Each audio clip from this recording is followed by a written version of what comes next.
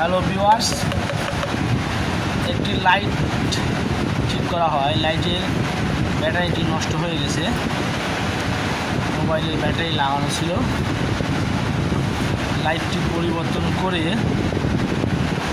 4 ভোল্টের একটি ব্যাটারি লাগানো হয়। দেখতেই পাচ্ছেন,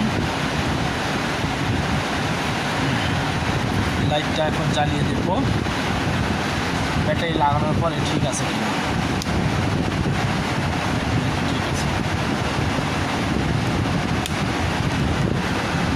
এখানে হচ্ছে চার্জিং পয়েন্ট। লাইটটির নিচে এক্সট্রা করে একটি হেডসিন লাগানো হয়েছে যাতে লাইটটি গরম না হয়। লাইটটি গরম হলে কাটার সম্ভাবনা বেশি।